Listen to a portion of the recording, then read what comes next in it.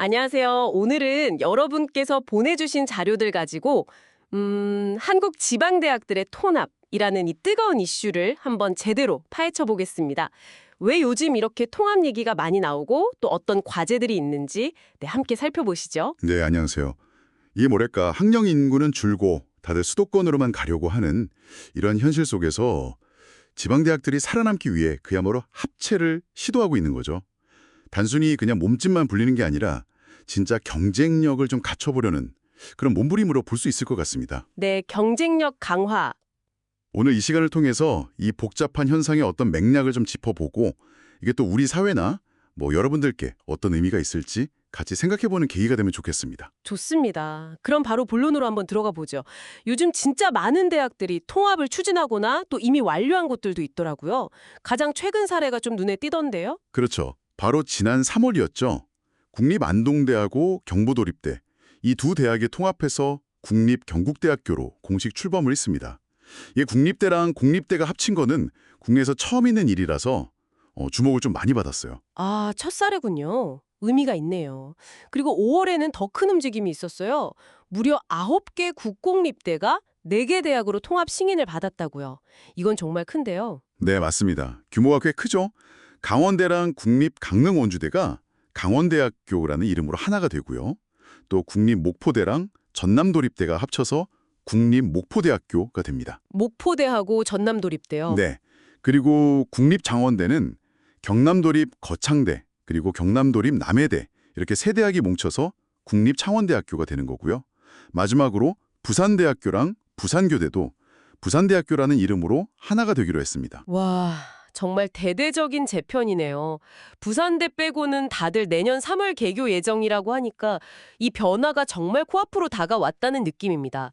근데 이렇게 갑자기 통합 바람이 확 불게 된 어떤 결정적인 이유, 그런 게 있을까요? 네, 아주 중요한 촉매제가 있었습니다. 바로 교육부의 글로컬 대학 30 프로젝트예요. 아, 글로컬 대학 들어봤습니다. 네, 정부가 이제 세계적인 수준의 지방대학 30곳을 집중 육성하겠다. 이러면서 5년 동안 학교 하나당 1,000억 원씩 총 3조 원을 지원하는 정말 파격적인 사업이죠. 1,000억 원요? 와, 학교 하나에 1,000억이면 이건 엄청난 금액인데요. 이게 통합이랑 어떻게 딱 연결이 되는 건가요? 아까 말씀드린 안동대 경부도립대 통합이 딱 그 대표적인 예입니다. 두 대학의 통합을 전제로 이 글로컬 대학 사업에 신청을 했고 선정이 되면서 아주 큰 동력을 얻게 된 거죠. 사실 과거에도 통합 시도는 종종 있었습니다. 2008년에 제주대랑 제주교대 합칠 때라든지 2021년에 경상대랑 경담과기대 통합 때도 그렇고요. 아, 맞아요. 그때 뉴스에도 많이 나오고 그랬었죠. 네, 근데 그때는 이제 학생이나 교직원들 반발이 꽤 심해서 진통이 아주 컸어요. 네, 저도 기억나요. 시위도 하고 막 그랬던 것 같은데. 그런데 이번에는 그 글로컬 사업 때문에 분위기가 좀 달라졌다. 이렇게 볼 수 있는 건가요? 그렇죠. 정부가 통합하면 확실하게 지원해주겠다. 이런 시그널을 아주 강하게 준 겁니다.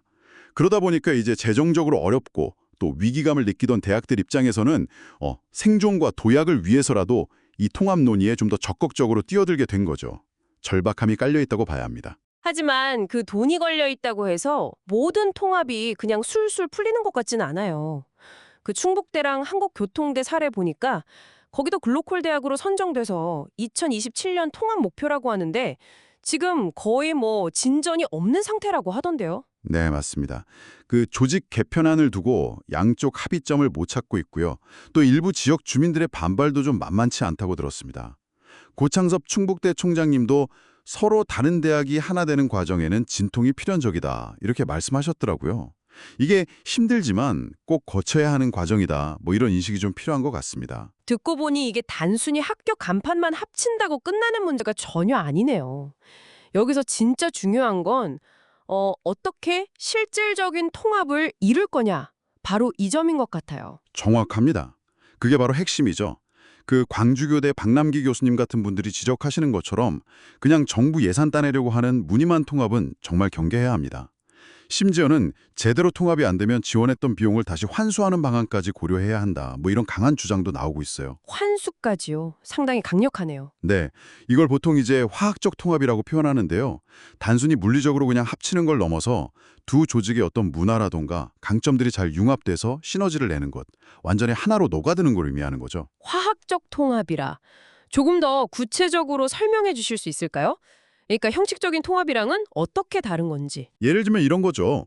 이름만 합쳐놨는데 교수님들은 여전히 옛날 학교 소속으로 그냥 따로 연구하고 강의하고 또 비슷한 학과들이 중복된 채로 그냥 그대로 운영되고 이러면 이건 뭐 물리적 결합에 불과한 거죠. 실제로 과거에 2006년 전남대 여수대 통합이나 2008년 제주대 제주교대 통합 때도 교수들 간의 이동이 거의 없었고 학과 중복 문제 같은 게 잘 해결되지 않아서 무늬만 통합 아니냐 이런 비판이 좀 있었습니다. 아, 그런 문제가 있었군요. 반면에 이제 화학적 통합은 두 대학의 강점을 잘 살려서 새로운 어떤 융합학과를 만든다든지 교수님들이 같이 공동 연구를 아주 활발하게 하고 또 학생들 지원 시스템이나 행정 조직도 완전히 하나로 합쳐져서 시너지를 내는 상태. 이걸 말하는 겁니다. 그래야만 진짜 1 더하기 1이 2 이상이 되는 그런 효과를 기대할 수 있겠죠. 그렇군요. 설명을 들으니 이해가 됩니다.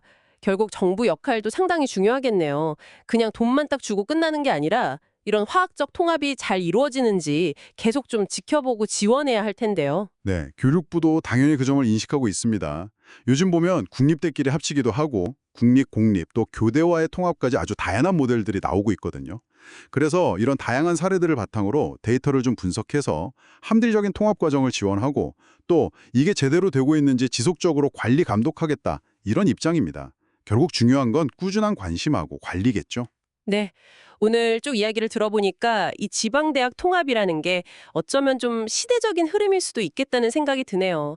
하지만 이게 단순히 대학들만의 문제가 아니라 그 지역사회의 미래, 그리고 또 우리 여러분들이 받게 될 고등교육의 질과도 아주 직결되는 중요한 변화라는 생각도 듭니다.